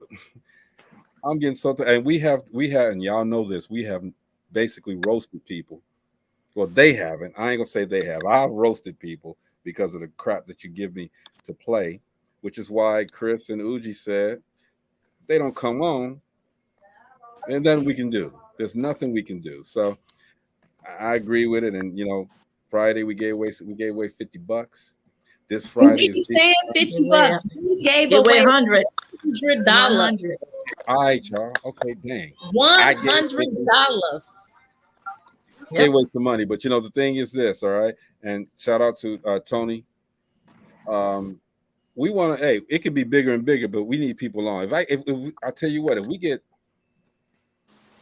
I say 5 people on, we're gonna up the ante. All right, make them really compete for this loot, right, Chris? Chris says I'm not in it. Chris, I was gonna say I'm shocked he didn't go out. Okay, there it is. Okay. Actually, I feel that's very disrespectful, little bro, to pop out on me like that, and I'm feeling some kind of way right now. But it's all good. James, you have sat here for an hour and ain't said nothing, man. I did say something. You said something. No, it's 8:18. The first 18 minutes, you was verbal. Right. Okay. It's chillaxing, Greg. Oh, I already know. That's my guy, man. We got some things that's getting ready to go. And James, look, I apologize, man. It's been rigorous. It's been rigorous, okay. But yes, I'm gonna get back on the book. I'm gonna get back on all of this stuff. Yeah, I still got a place for you, bro. So we're gonna do this, all right. Well, I always told you I'm a very patient man. Sometimes you got to be really patient with me, though, okay? Because Gina has already tried to reel me in. Greg, look, that's enough. You ain't got to take everything that comes your way, okay? That's enough. And I'm learning. I'm learning very slow, but I'm learning. That's why I got good people behind me, okay? But we got things to do, James. I know. But you don't listen. You don't listen. No, he don't. I do. He does not. Oh, you listen, but it goes in one ear and out the other. Hey, he got his own agenda. That's real life. That's real life. All right. And I listen and I learn because I told you guys before, we talked about something, especially Gina and I. We talked about something, and Chris, and I think you and I talked about it too, Marcella, and Maurice has told me the same thing. I'm not going to mention, but y'all know what I'm talking about. And I listen. I heard you guys, and I didn't. As bad as I didn't think it was, you guys told me, well, you got to stop doing this. You got to stop doing that. I'm like, okay, but I think it paid off. It paid off me doing Greg when we hooked up with Tree Sweet Drinks. Now doing that was I don't look. I'd have spent more than that. As a matter of fact, I told you, Marcy, I'm thinking about doing something else with them. That's going to actually.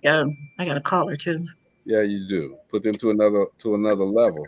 But they're so. And I think that goes along with everything we're talking about too.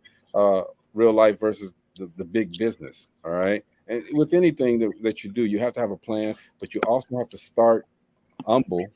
You know, don't think that well, I always say you gotta know that you're the best at what you do, but you can't say that you're the best, period. Okay. Don't be arrogant like that, okay? Because the best will come and shoot you down, you know?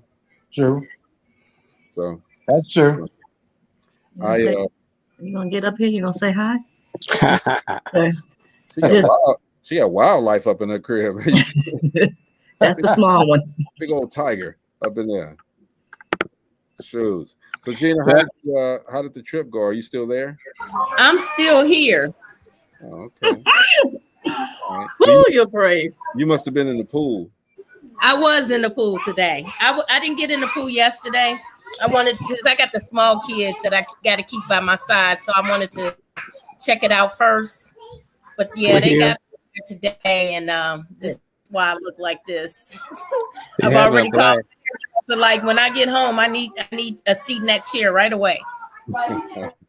She got that Mitch Green going on. That's the hairstyle when Mike Tyson was fighting in the street, and Mitch Green came up on him. Tyson, you ain't nothing. And Tyson said, I was fighting in the pool. He cracked that dude in his eye, and his eye was talking to him. It was like a fist. His eye was like a fist in the middle of his head. It was like this right here. Now, Maurice, if Mike Tyson done beat your ass, I'm not coming on TV the next day looking like that, because you're not gonna get no money because you started. First of all, a smart person wouldn't entice Mike Tyson period. First place. Even now, Mitch Green ain't that smart. Okay, he wasn't that smart at all. And that then again, maybe the brother's smart as hell because he got paid to get that eye blowed up like that and all that other stuff. So, but he also got embarrassed. Okay, I mean, money and your reputation ruined for life. I don't know, but Mike Tyson dotted that eye for real. Sure did. He put shut up. And this dude, his eye looked like a fishbowl when he came back, man. Yeah, I don't know what happened. Mitch Green, you know what happened. Okay, you went up on the wrong one. Okay, didn't you see his last 20 fights? I know if you blink, you miss him because he knocked everybody out. But come on, Mitch. And then you had the curl too.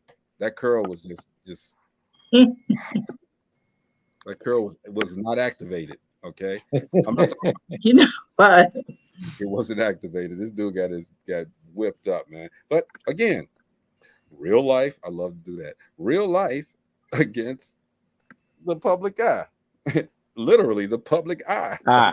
You know what? I'm pretty good. Thank you. All right.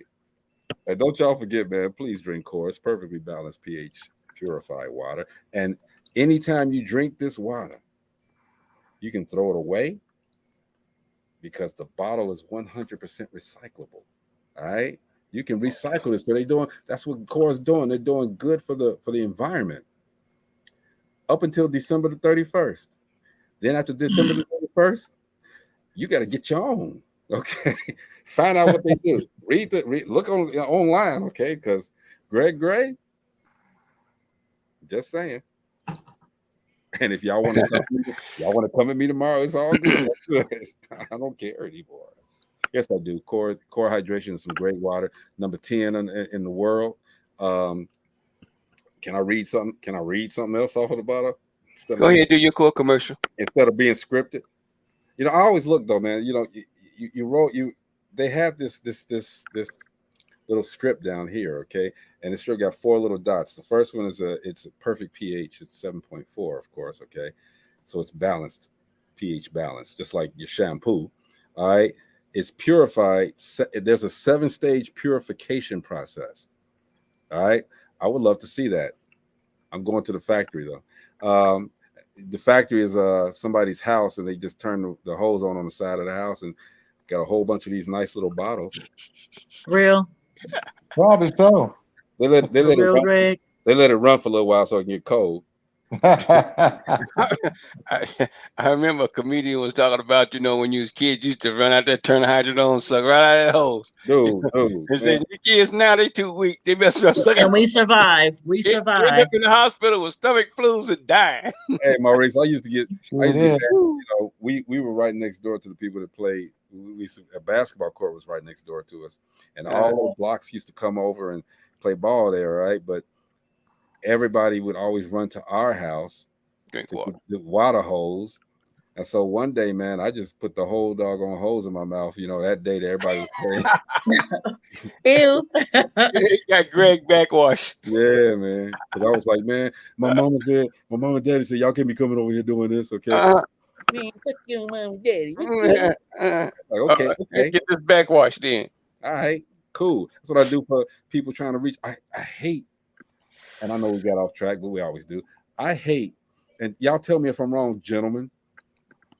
We go to a restaurant with a girl, right, with a lady, and the waitress comes over. What do you want? And I say, okay, I want the T-bone steak, and I want the mashed potatoes, and I want the blah blah blah blah blah. And then she come over and she says, well, yeah, I want the chicken or the meat, and I want this and then. Okay, cool. They bring the plates out. Okay, she reach her hand over there and try to get some of your T-bone steak. Cut me a piece of this and that. I hate that. I'm sorry, my wife didn't do that when we went out. Man, I said, I don't do that either. I said, order what you go order. She ordered what she ate what she ordered. I ate what I ordered. Nah, That's man, where they make them at? Because I go out and they be like, Texas. ooh, that look good. Can I try some of that? Mm-mm. No. No. You should have ordered you some. Cut me a piece. No. You should have ordered No. you some. Okay, well, if you don't cut me a piece, you ain't getting a piece. I'm cool with that. I'm eating my food. I'm cool. You want to withhold now because okay, but you did. Again, you did order from that side of the menu. Uh-huh. So you, your mother, your sister, You know what? Mm-mm. somebody got Shut it down. Come on. somebody got to pay. Your grandma, somebody got to pay. Bring it down like 2-3 humps there. Okay, so what are we talking about tomorrow? Interracial relationships. Okay, Okay. cool beans. Interracial. Does it affect the kids? And how do the kids get affected? Okay. No. And we ain't gonna talk about it now, Maurice. Okay, so is it going to be interracial and intercultural?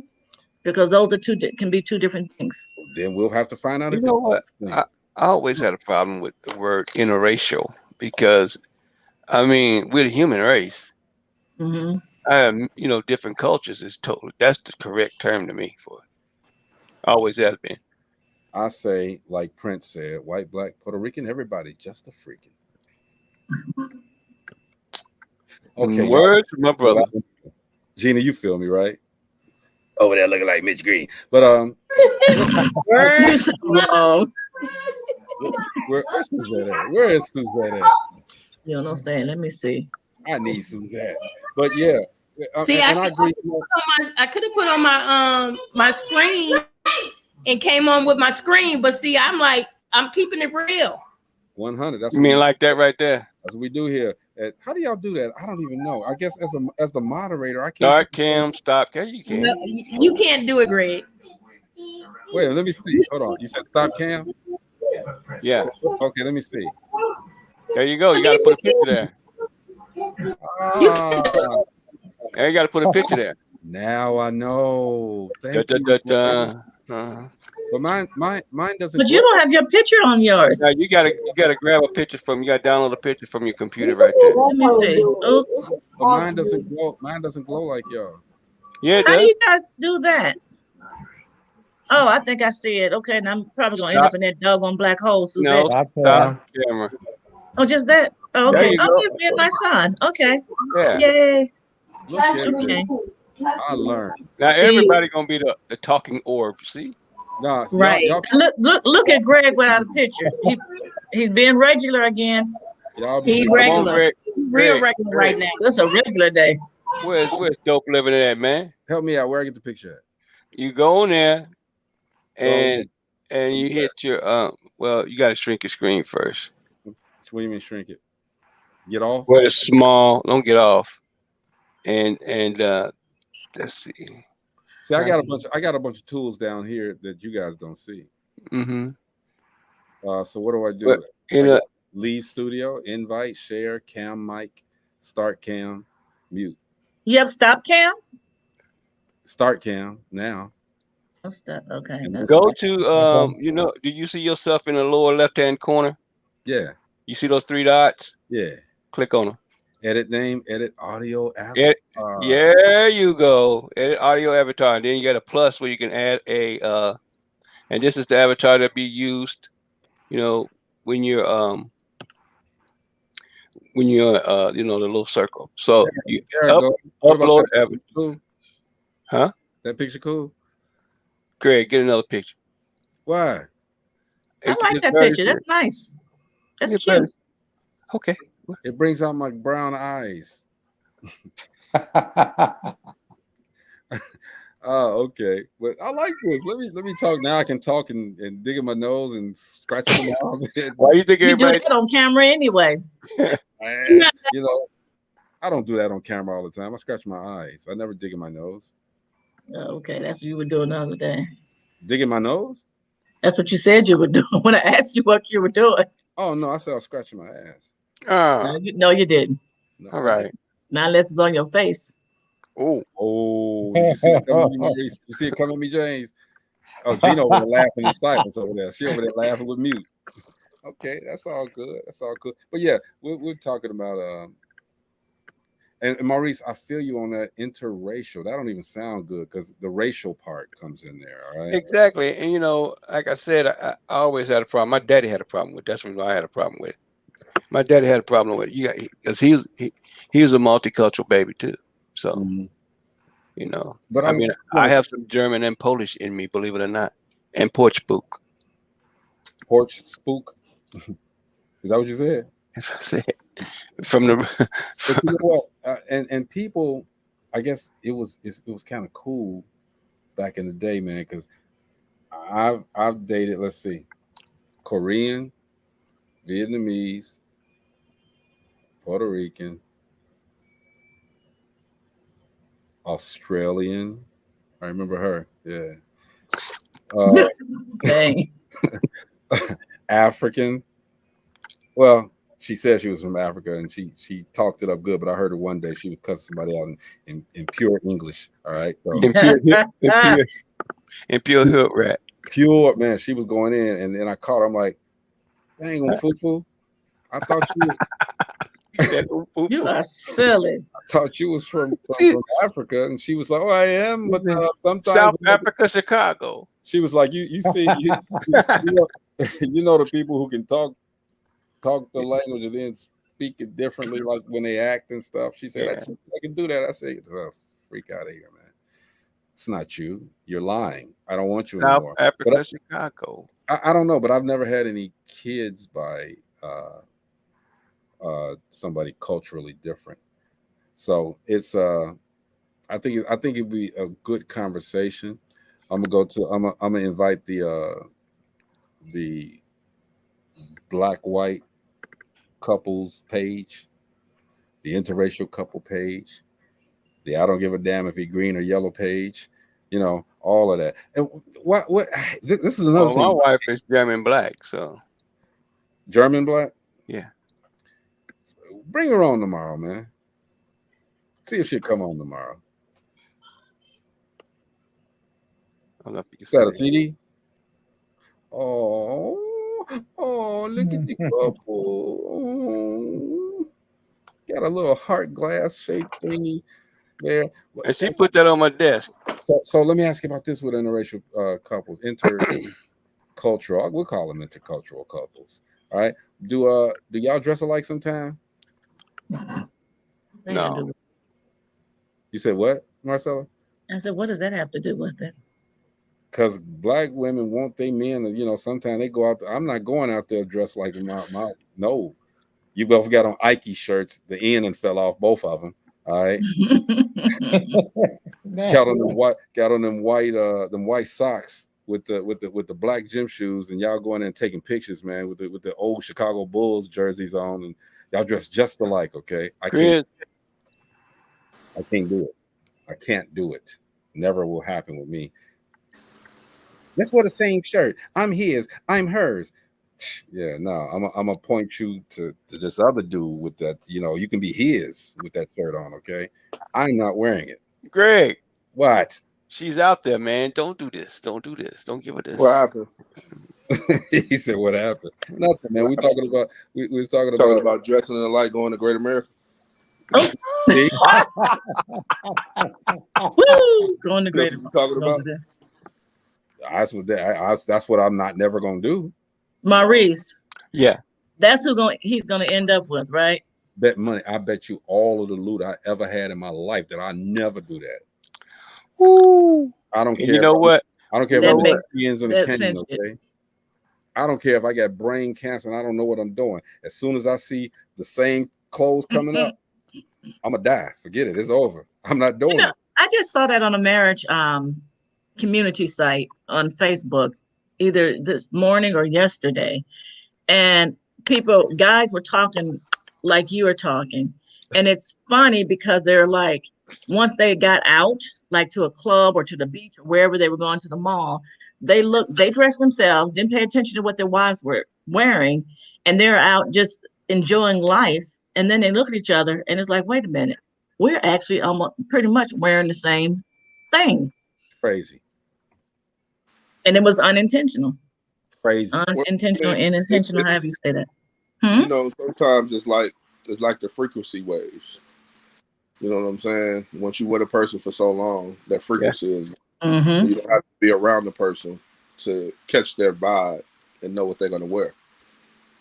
You know what I'm saying? It's like it's not even a husband and wife situation. You might have your homeboys. They're like, yo, we about to link up at the party. You show up at the party, all y'all got on the same colors. Be like, why? Maybe because we've known each other 17, 20 years. You know what I'm saying? Mm-hmm. So it's those type of frequency waves that happen in the universe that puts us where we're at. You know what I'm saying? So Greg probably won't wear the exact same thing that the other person was wearing, but he might have on the same colors. Accidentally. Yeah. If we're in frequency same house, that ain't gonna happen, dude. It's the frequency hurts. We don't know which one it is, right? Accidentally. I'll do it accidentally. Sticking to it. I'm stay. Accidentally. I can't see myself doing that, man. I've done it. Huh? I've done it before. I'm ashamed of you. I mean, I was young, dumb. You know what I'm saying? But I've done it before. See, there you So go. what about like wearing the same shirts, just different colors, but they have the same thing on it? So when we all go out as Dope Living, we wear our t-shirts, you're gonna wear something different? Different. We ain't together. Okay, well, yeah. We're family. Right. So my thing is the situation is I don't want my woman to dress like me. Bottom line. I'd rather we can wear the same colors, but I don't want her to have the exact same thing that I have on. You know what I'm saying? I want her to look ladylike. I don't want her to look like a guy because I dress like a guy. Bottom line. Mm-hmm. I just can't. That's for kids. True. Yeah, I mean, and like I said, I was young at that time. You know, I was taking there was Gary Day. You know what I'm saying? We had the same fila outfit on. Go ahead, sing the song, bro. You know it. If you love me, you would do this. Just No, I cute. never had that problem. Hey, Chris, if you really love me, you do this. Ooh-wee. Hey, that's dope. That's dope right there, though. I'll do that. I'll do that for sure. But if you That's really, dope. really, her dress too loose though. But yeah, I like that. I'll do that. but if you really, really, really, really, really love me, Oh Lord. yeah, here come the one right here, y'all. Oh, he can't even get it out. You'll do this. Oh hell! Oh, man. Whew. Hey, I'll wear that shirt. Oh, It's kind of I'll dumb, wear that shirt. huh? I'll wear that shirt. what you Hey, take, Red? would you wear that belt? Hey, look, I'll wear that shirt, bro. Would you let your woman wear Hey, that? look, that's the way all the billionaires dress. Yep, I'll wear that shirt. True that. You're right. Hawaiian shirts. That's But cute. I would kind of do this though. I might. I like this, but her dress That's a is cute just dress. too loose for me. I would want the dress to be a little bit Tight. more tighter. Yes, but I I would love the never color. do. I never do this. He You wouldn't asked. do that? Yeah. He No, asked and she said yes. You wouldn't do that? I wouldn't do that. You wouldn't do I'm with him and her arrow pointing towards you, and he's like, nah, I'm with her, and her Again, arrow pointing towards you. I'm gonna push it to some other dude. Okay. Yeah, you with him. No, that's how you gonna do it. Not with that crazy ass shirt on. No, that's not gonna happen. I can't do it. I'm with her though. She was high on a kite, dude, that day, and I was hot. You see I can that? believe it. You see that Elmer Fudd jacket I got on? I can believe. Oh, that shit was in style though. Bubble vest. Oh, I had it. Yeah. She was high on a kite that day, Chris. Oh, I mean, when I opened the door, I mean, I'm not gonna talk about Faith's personal stuff, but I'm not gonna deny it either. that was a long time ago. I can talk about it. She know. I'm just gonna say okay. She know. Faye know. It was the door open, man, and it was a cloud of smoke, and I didn't walk in. I floated. She in. came floated in. Floated in. Hey, Greg, how you doing? I was like, Biggie. I was ready, boy. I said, where you at? Where you at? Where Biggie? Let me stop. It's cool. But hey, everybody, we talking. James, I appreciate you coming through, bro, hanging out with us. All right, James, what's the station you're on? Because I know you're on a new station now, right? Yeah, I'm in WLOU and WLLV, Louisville, Kentucky. Louisville. Okay. That's funny, bro. I can't say it on here. I'll say it when we get off there. What? I was about to say something about Louisville, Kentucky, but I can't say it on the air. I'll say it when we get off there. Send me a private chat. I'll say it. I'll say it. No, you already know about it. That's where the whole dream started. With Louisville, Kentucky.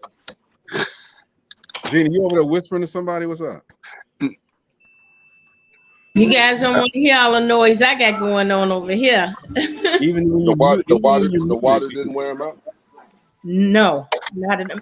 Actually, Wow. the older girls went back to the park. I think the water park closes at 9, but then they got all this other kind. I'm gonna tell you something.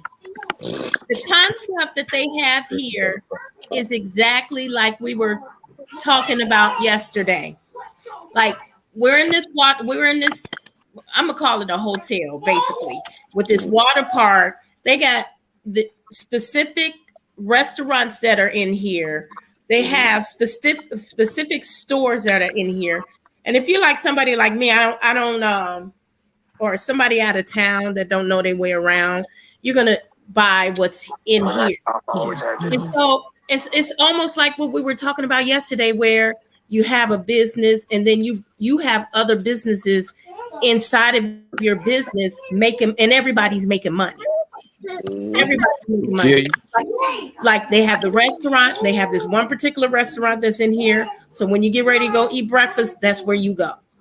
They have the arcade. You spend it. I don't even want to tell you how much money I spent there. And then you got a Ben and Jerry's, so they making money. They don't have 2 ice cream places. They don't have 2 restaurants. They don't have 2 candy stores. They have 1. And so it's like a network. I'm sure they came together and said, okay, we're going to have this contract here for breakfast. We're going to have this contract here for the ice cream parlor. We as Black people need to do those things like that. We talked about it yesterday.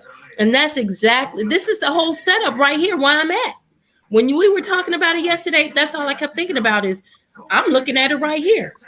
Already, they're doing it right here. I think that's the same thing Jocelyn's trying to do with her business as well. Get different.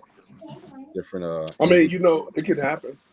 It can happen, but the thing about it is that when it happens, and you open up another spot, it has to have a whole different idea and criteria to it. Because the thing that we do is we see somebody open up something, and we want to open up the same thing in the close proximity of where that spot is at. Yeah, to compete. Right. And compete. Exactly. Right. Exactly. And that's the thing we have to get out of. We got to get out of trying to compete.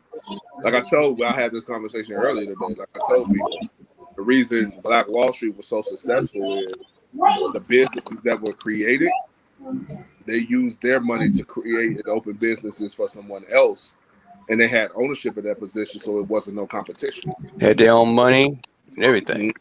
But that's how excuse me, that's how I operated when I had my daycare. Like, you know, in Gary, it was daycares at one point on every corner. And so there was a particular young lady that had a daycare, and we became friends. And so when I would go out of town, she would watch my daycare kids and vice versa. And so that helped generate business. But the only thing, I wouldn't do it again because her parents wanted to take their kids out of her daycare and put them in mine, and I turned them down. Yeah. I felt like I was, you know, she was my friend. Those were her clients, but my curriculum was like a school. I taught the kids. We had a curriculum every day. She just had kids. Right. And so babysitting, pretty much. Right. And so the parents from her daycare, they brought their kids to me she was on vacation for a week. And every one of them were calling me up. Can I put my kids in your daycare? Wow. But that's kind of that. We had the same concept though, where you know she would help me. She would take my kids when I was on vacation, and I would take her kids when she was on vacation, and that way we kept our establishment going, even when we wanted to take time off. But it's just about us, you know, helping each other out. That's the way it should be. But sometimes with that, you get smacked in the face, or you know up on the short end of the stick. You know what I'm saying? And that's another reason why a lot of times you know, others don't want to do it, because sometimes I feel that way. I feel like, you know, I'm always helping people, and then when it's my turn, I don't get the same support. And sometimes, you know, I have to talk to Greg and he got to bring me down, or, you know, get me back on track. But sometimes you start feeling like that. It's just human nature. It's two things that you got to look at. One, that way. I always say this: don't expect the return love that you give out. Don't expect that return. You know what I'm saying? Because if you expect that return, you're always going to be disappointed. That's the first thing. The second thing is, growing up in the inner city, everything is a competition. You know what I'm saying? It's always a competition. My grandfather used to tell me, why you want to look fly to impress broke people? You know what I'm saying?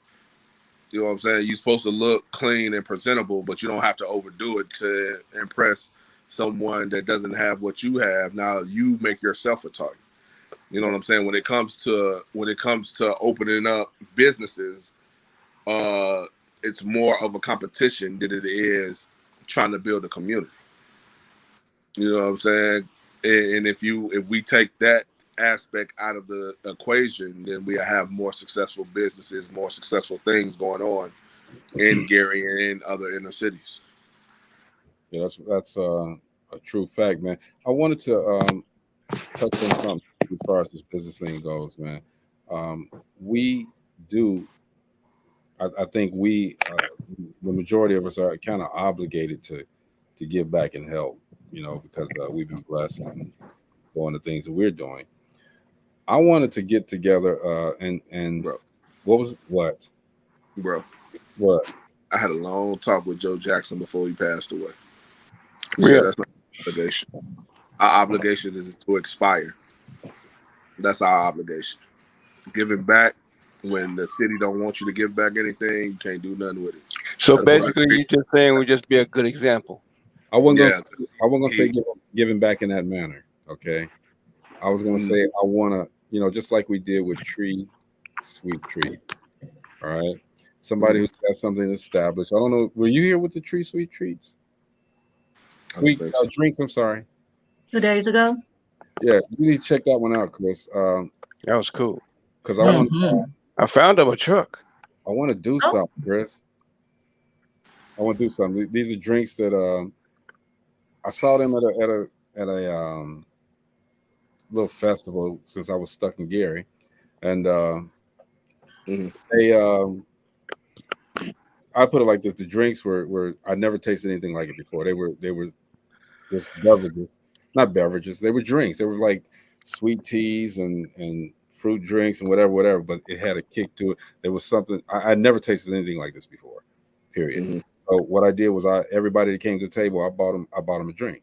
Okay, and then I sat down and talked to them about marketing and all of that stuff, and had them on the show to talk about their journey. I think that can go. I think that can really go. I even told them, I said I would talk to you about a couple of things. I said, okay. Yeah, we can talk about it. And I'm not going to mention what I wanted to talk to you about, but it's something that I really want to get down with. Okay, I want to help them. Okay. I'm not talking about the whole community though. No. I mean, my thing is, like I said, if it makes sense, I'm with it. That's what I'm always. And that's what I was going. If it makes sense, okay. And theirs made sense. There's some things that they could really use our help on. Packaging, transportation. Yeah, because I mean, my main thing is that it's a lot of people out there. That's why I came up with the idea that we're doing at the storefront. It's a lot of people out there that has the passion, that has the ideas, the business plans, and all that, just don't have the financial part to do it. Right. And I'm most definitely with helping in that aspect of the game, but it has got to make sense. Got to make sense. Because, I mean, you and me on the same boat as far we've been on the same boat as far as that go, man. I don't have no problem with listening. I don't have a problem with helping, but when you come to me with this foolishness, I can't do it. And don't ever ask me for no money. Don't do that. Let me see what you got. Let me happen chance up on it. You know what I'm saying? But that's the same thing I did with, like I said, with the Tree Sweet Drinks. Okay, shout out to them. I'm on Instagram. Shout out to everybody who's out there trying to live their dream. Okay, this is DopelivenTV Live. Thank you, James, again for coming through, man. I know you got that radio gig you got to go to. Well, not tonight, but you got to rest up for tomorrow. And Gina, I know you got to, rest your follicles. So we're gonna let you, nothing but love, baby. I ain't never seen my sister like that. So I got. This is the look of a hard-working woman. Okay. I was about to look. I was baby. I'm about to say, you see them too. What was that? I was like, who I got to put hands on? Gina don't come on camera looking like that. Oh man. You know it. Take me back to the 70s, man. Prom pictures, man. The girl didn't care. No. Prom picture right here. Out the pool. This right here. This is the look of my wallet right now. This is the look of my purse. And wait, this is the crazy thing. This is the crazy thing. Like these wristbands, this wristband that I have on. Yeah. This is a credit card. So when whatever I buy in here, I scan it, right? And it comes right out of my bank account. Yeah. The kids got these wristbands, right? Oh no. They got these wristbands, so every time they leave the room by themselves, like I'm nervous. I'm looking at my account like they better not. You are brave. Better not. My two grandchildren. Oh no. Yeah. Hey Maurice, I'll be up there like this. You got one over here peeping. They over here peeping. Look at them. Showing y'all their wristbands. Look at them. All right. They wrong for that, though. They wrong for that. Yeah, I'll be the type of person. It ain't gonna never happen again. You ain't gonna never have that time right there ever again. So you do what you do. Yeah, treasure it. Right. Well, they waiting on ice cream after the show, y'all. But I got trust- ice cream. I spoiled the correct. What do you got? Laffy Taffy or City Foley? What do you got? Oh, now that slime mess. I don't like that. It's at the hotel, right? So you Yeah. don't care. They don't care. As long as they don't get stuck to the carpet. All right, y'all. I'm standing forever. What would you say, Chris? No, I was just saying I would Did you have hear that one in the background? I would have had that card on the charge card where you put money on. It wouldn't have been on my personal. Look, I didn't know they would set up like that until I got here. And they were like, okay, if any balance is left over, we'll put it back on your card. I'm like, y'all give me some teenagers a credit card. Chris ain't gonna be nothing left over. They should do how some of the banks do, where you can control that. Like, say, each day put a certain amount on there where they can only spend that amount. Girl, you can look at it. They better not lift that wrist. They better not lift that wrist. Marcella, you couldn't put enough money on that thing. Man, I'm dancing to the scanner, man, all the time. Hey, Tina. Just walking through like this, huh? You be that one standing there getting that Holy Ghost butt whooping. Ah! All right, so I'll be Prince dancing up in that joint. Hey, like I said, this is the look of my purse, my wallet right now. It's in shock. What? Jeannie, you need me to send you some money to change that wallet? I mean, come on. Really, we need to change that wallet tonight. Well, don't forget, I will be on for our Music Friday. Freestyle Fridays. Word. All our musicians, artists. I got a couple of freestyle artists that's coming, so we got to know. Hey, if they can get it, they can get it. Lenita, I'm trying to get a couple on as well. Y'all get them on. Let's go. We need a competition on. All right. Okay. I just didn't want to bring it on all Nashville. I mean, I can think if it's all Nashville, bring it on. We're gonna see who's the best in Nashville. 10. See, come on, let's see who's the best in Nashville. One of them was on 101 The Beat and won the whole city. So you know, that was then. This is now. So whatever. I mean, he could have won the whole city, okay, but that's the city of Nashville, Bug Tussle, Tennessee. I'm bringing Ruby Tech on. I don't care what Greg say. I'm bringing on Ruby Tech. Is he going freestyle? I'm bringing on Ruby Tech. Look, have you listened to any of his music on Spotify? I need to put him on rotation. He has an interview he did about freestyle. He did an interview about freestyle, and he spoke the truth in that interview. If you have a chance to go listen to it, listen to that interview, because he talked about how freestyle really works. He said, you give me a word, you can say nose, and I should be able to throw down a freestyle on about nose. You remember I suggested that. That's why I'd asked if that was what we were going to do, where we, they come on, we give like a word or a topic or something and let them freestyle. I can do it. Because that, versus like someone, knowing they're coming on, they're going to write something that day or something they already have. Y'all give me a word. Give me a word. Okay. Word. Huh? Word. Word? You said word? I didn't hear you. I said word. That's your word. Huh? Word. Regular. WORD. Word. Marcella. Where'd it go? Woo. Word. Word. Y'all didn't hear it. See, I got that, boy. Yeah. Okay. All right. I did all of that, and y'all didn't even know. That's the funny part about it. But anyway, hey, everybody. Yeah, they doing karate in the background and everything. Yeah, I hear it. You got the Teenage Mutant Ninja Turtles over there. Woo. It's time to go. Hey, y'all hang on for a second, okay? It's DopelivenTV Live.